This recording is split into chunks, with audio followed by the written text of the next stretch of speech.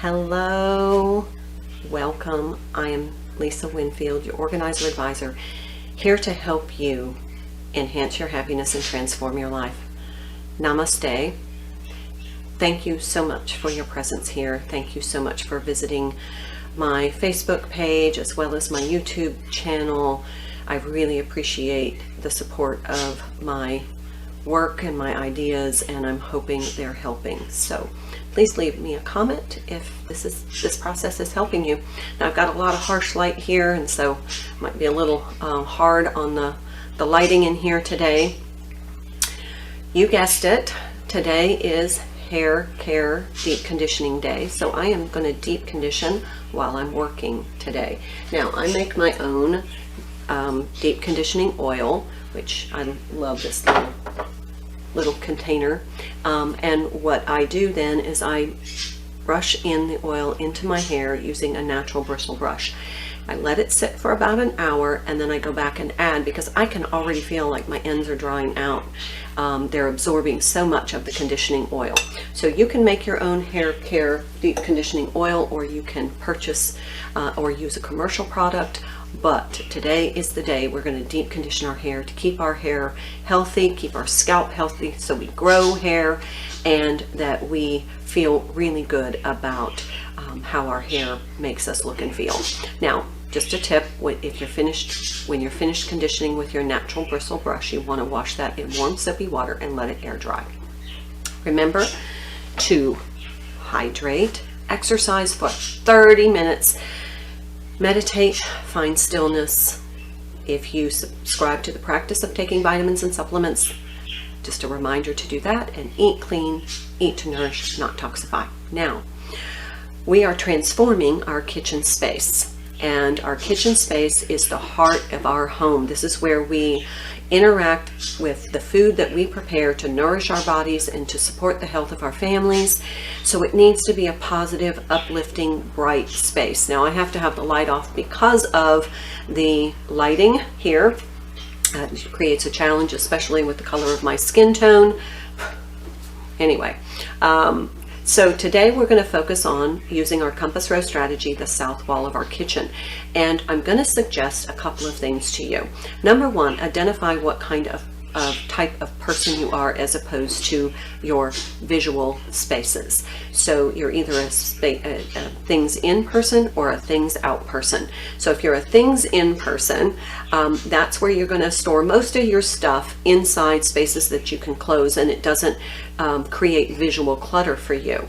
If you're a things out person, then you're most likely going to have more items out because you visually interact with them, and that makes you feel comfortable in your home. What I'm going to suggest is that we find a balance of both, because in this particular space you need to have functional interior spaces so that you can navigate easily to get the items that you need to prepare meals or to serve. But if you have stuff out, it creates a barrier to finding a workspace that you can be comfortable with. And so what happens is, either if you're a stuff in person and your cabinetry is literally stuffed, you're going to avoid putting things away because it's too hard to navigate those spaces. If you're a stuff out person, it creates a barrier to finding a functional workspace in order to prepare meals. So we need to find a balance. So my procedure for that is to declutter everything off the cabinet, everything off the countertops, everything clean slate, and then put back the functional items that you need to have every day, such as your coffee maker or your blender for your smoothies, and then maybe some cutting knives, utensils. But if you have enough sufficient counter space for working, then you're going to feel more energized to come in and prepare and cook. So replace a few items and then step back and just let that space kind of interact with you, to integrate with your energy. And then once you feel kind of, well, that's too much stuff, remove an item. If it's not enough stuff, add one item, and then leave it there for a while. Just give it a couple of days and see if that changes kind of your energy interaction with that space. If it energizes you, inspires you, and uplifts you, you have found that balance. So our focus today is on our south wall, creating a functional, inviting, uplifting, nurturing space that is actually the heart of any home. Now, our document organization for today is going to be a kitchen themed.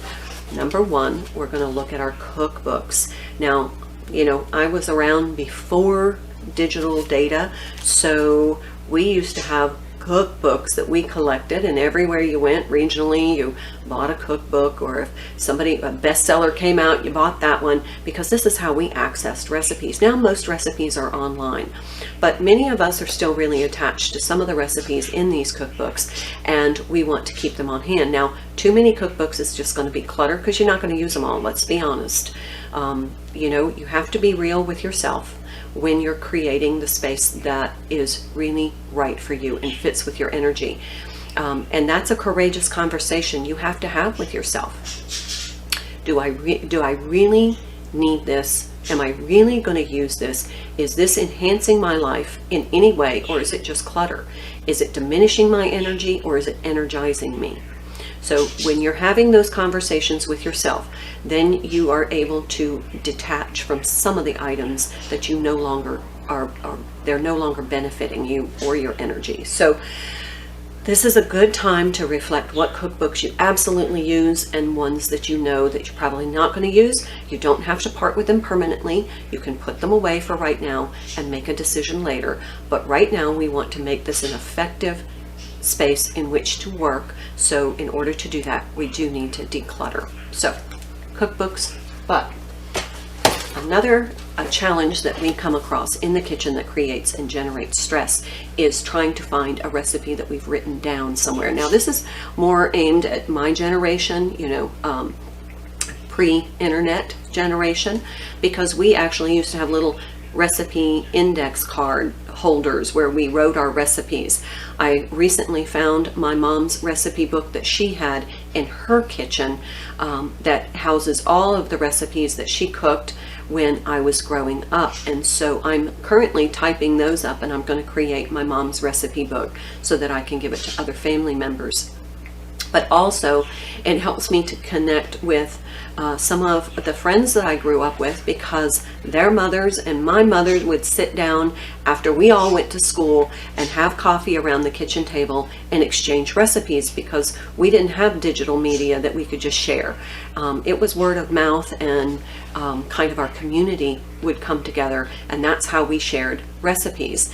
And so we would either write them on index cards or write them in a notebook, and that would be the way that we kept and housed those recipes. So going through my mother's cookbook, I was actually able to find recipes because my mom documented where they came from or whom they came from, and I was able to share some of those recipes with the friends I grew up with from their mothers, and that was really great. So Jen, if you're watching this video, I love cooking the recipes that your mom shared with my mom all those years ago in our neighborhood, and thank you for always being a constant positive presence on my Facebook page. I truly love you. Like to get together sometime.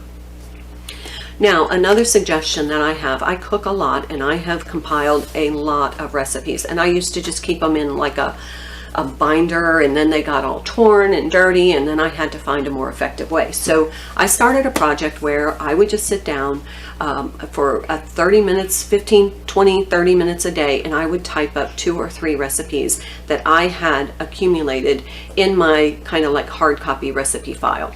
And so what I would do is just type them up and save them as digital documents. And in the end, I created this recipe book. And this book has all of my favorite go-to recipes when I'm going to entertain.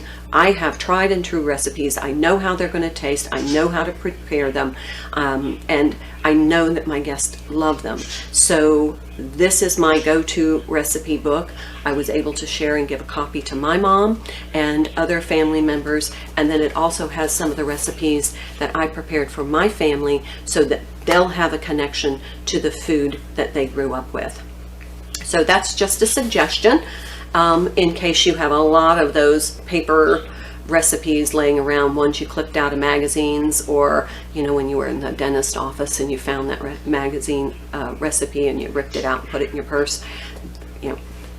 This is a great way to create your own heirloom recipe book. Okay, so those are our togas for today. So our today's organization and goals and advice: south wall in our kitchen.